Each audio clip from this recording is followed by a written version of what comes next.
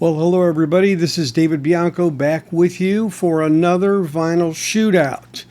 Today I received the latest installment in the Analog Productions Atlantic 75th Anniversary Series, and it included the album by Yes 90125.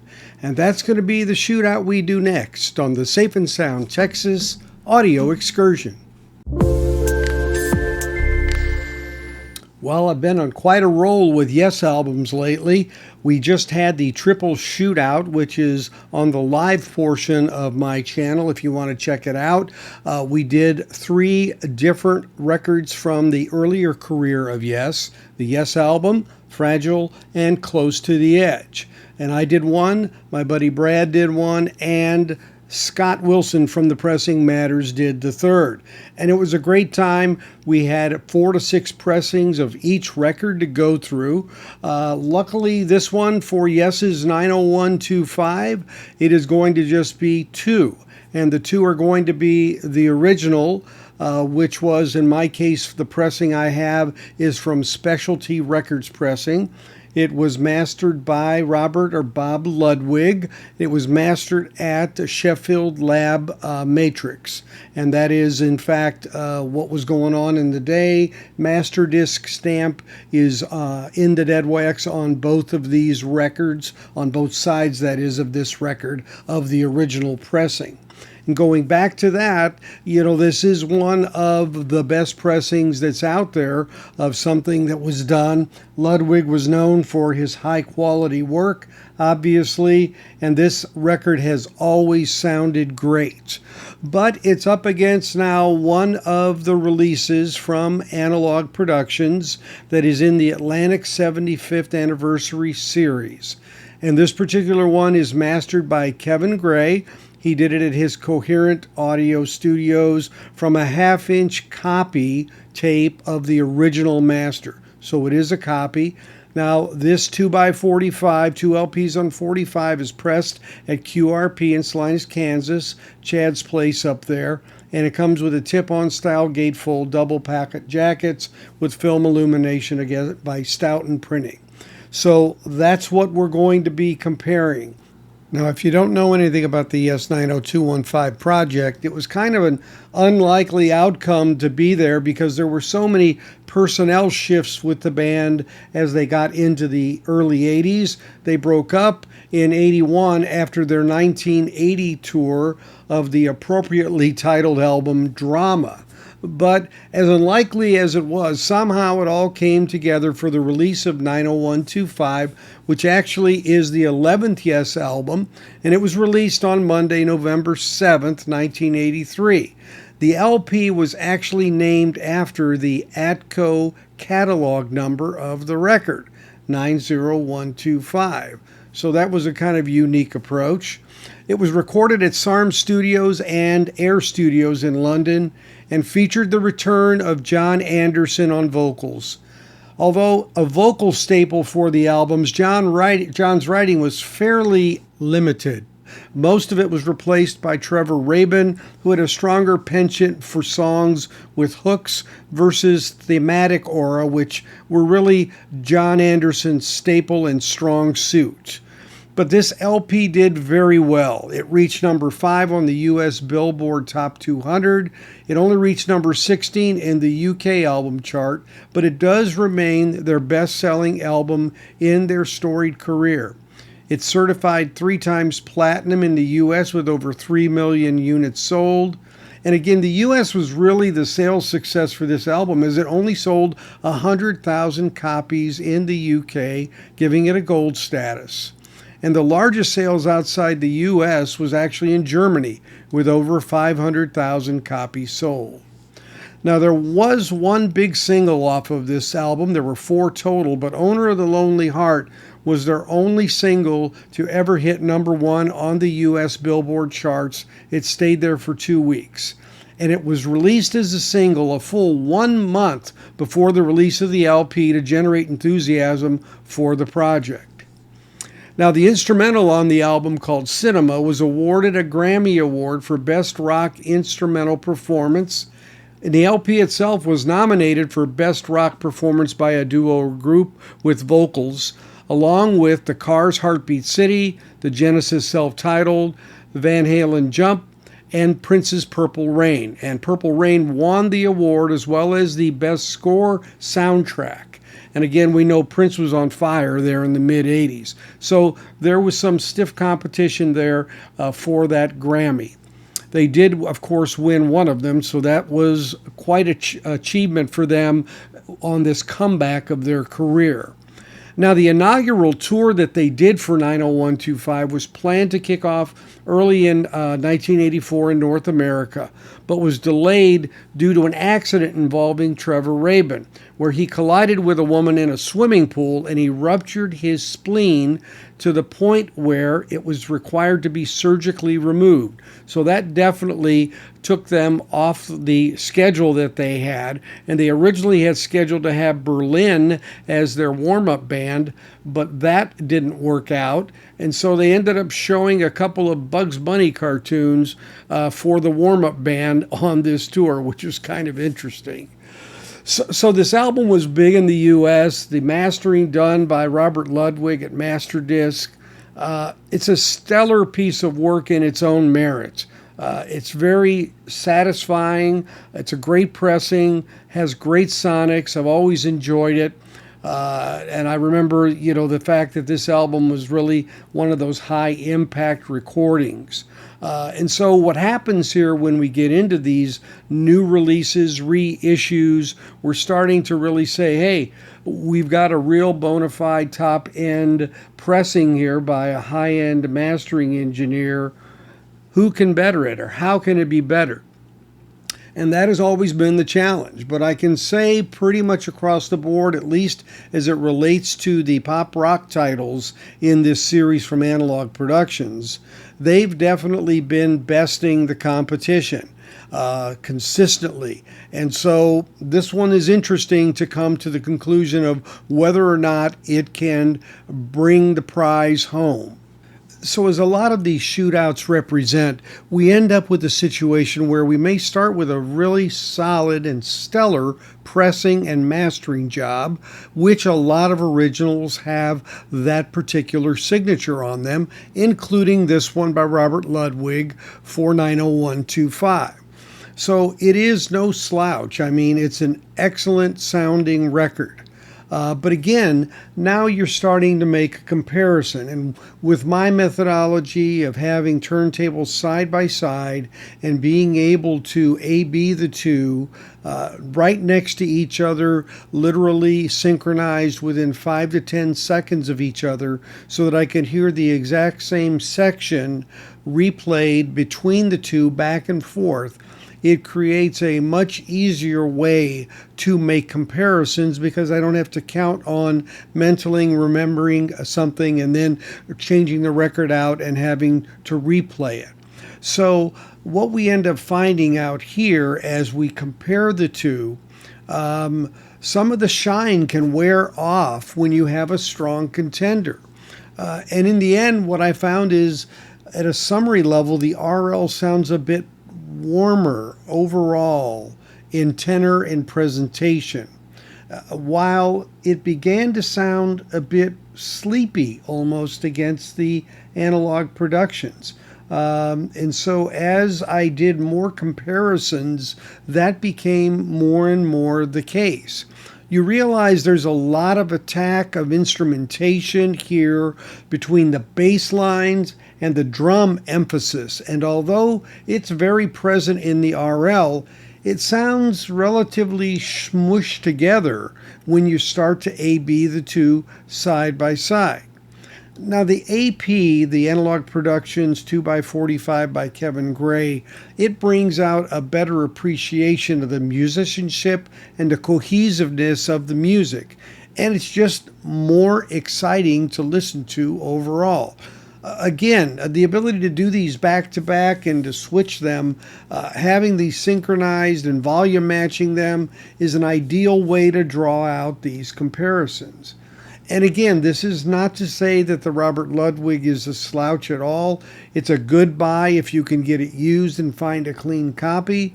And the truth is, in the end, when you start to compare it, you feel that it's just a bit sluggish, a little less than I recalled. But again, with the AP there to compare it to, it became a little more obvious, especially as I went into my second and third sets of listening. Some direct impressions are that the Kevin Gray cut on the AP 2x45 is really fresh to my ears. If you want to hear the tambourines working in the record, you need the AP. If you want to appreciate the bass work much closer on the string and hear it and feel it being plucked, you need the AP. And this became very obvious to me. When I first started, I started writing some notes. And I said things on the Ludwig, for example, highs are very sufficient, but more muddled than the Kevin Gray. We got more clarity on the top end with the Kevin Gray. When it came to the lows, they seemed on the RL a bit forceful, but precise only to the sound of like a bass and not to the feel of the strucking of the pluck of the actual string. That precision came about more clearly on the analog productions. The level of attack in the songs was softer on the RL, and I would never have said that before, to be honest, because what we found here is in the AP, there's more dynamic range, there's more attack. And because of that, it just gives this impression that the original is just pushed down a bit. Again, the sound on the RL is a bit intertwined with slight maskings of precision that you picked up because the Kevin Gray cut has a more discrete sound. The instruments and the voices are more distinct, and you can pick up on more things more clearly. And again, although the bass lines on the RL were strong, they just weren't as precise to the actual string action. And that became more and more obvious as I went through the songs. Owner of a Lonely Heart, Hold On, It Can Happen to You, Changes, Leave It. I mean, the voices on Leave It really were very engaging and really drew you in a bit more. Which is what that is about. I mean, I've got this 12-inch of this, of Yes, Leave It, and it's got this a cappella version. And you really can hear the distinctness of the voices, obviously, in that.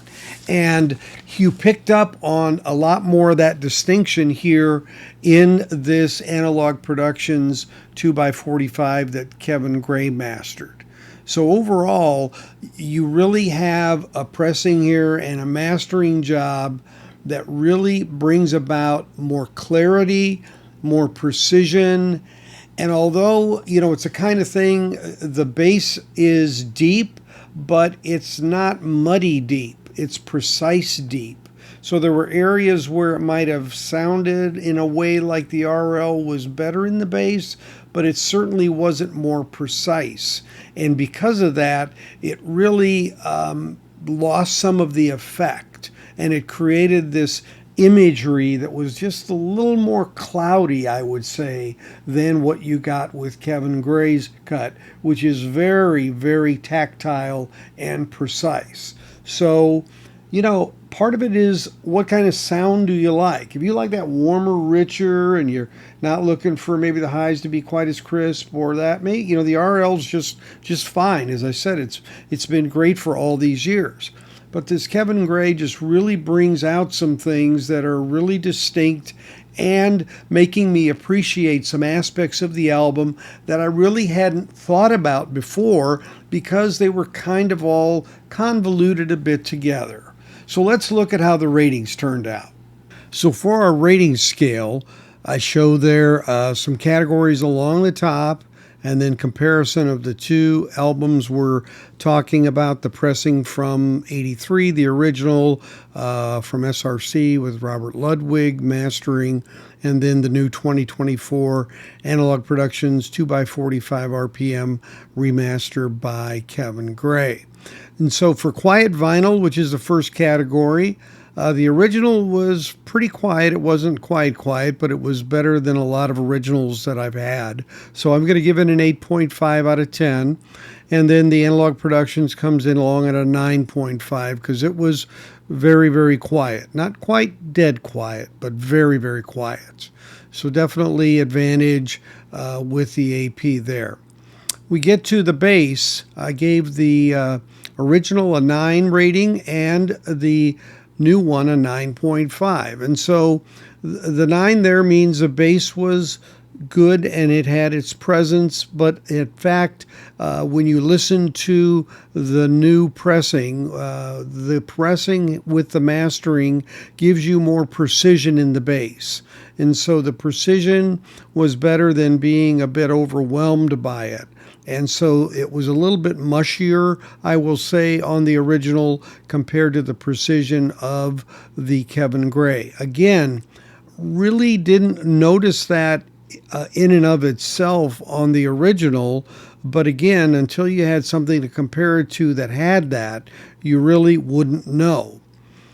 Mid-range, about the same kind of distinction there, just a little more preciseness in some of the vocals, and the mid-range presence had a little more depth and imaging to it as well.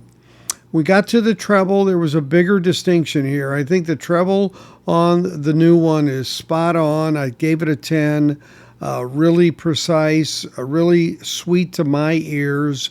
Again, some people, like things maybe a little softer on that end, and maybe the original Ludwig would be more pleasing there. But I'm listening for certain instrumentation, especially things that are in the background a bit, like the tambourines. And again, there was that xylophone hit at the beginning of a tune where you literally felt like on the new one that you were inside the xylophone. I mean, as opposed to exteriorly just hearing it, it felt like you were immersed in that. And that really is pleasing to me because of the accuracy of it. And then we've got to the openness and imaging aspect. We see that the 9.5 is there for the new one, and the original has an 8.5. Again, some of that, I'll say, stuffiness or some of the things that really kind of were a little smushed together, as I say, on the original, which again really never sounded that way in and of itself originally, but now with this distinction you really start to recognize it. It really did keep away some of the precision that you ended up realizing and recognizing once you got the Kevin Gray master running and into your ears and processing the difference. So at the end of the day, the ratings were 8.7 for the original and 9.6 for the Analog Productions. Now, the Analog Productions have all been in this mid-9 area. They've all been strong, the ones that I have validated that are mainly in the rock pop area.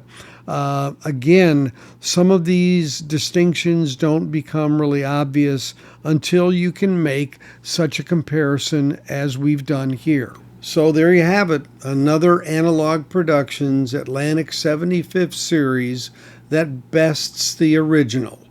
And this one was hard to do, kind of like many of the others before.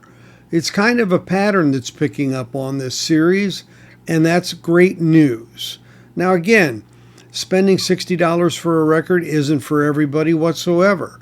You can find plenty of Yes 90125 originals in the bins for $15 to $30 depending on the condition. And it's a great pressing and a great mastering job. But if you want to hear the very best version of Yes's 90125, this $60 Analog Productions version by Kevin Gray on 2 LPs at 45 RPM is just what the doctor ordered. So thanks for watching. As always, if you haven't subscribed, please consider doing so by clicking on the bell below. And a like or thumbs up is appreciated, as are any comments you might have. So until we meet next time, thanks again for joining me, and we'll see you on our next Safe and Sound Texas audio excursion. Take care, everybody.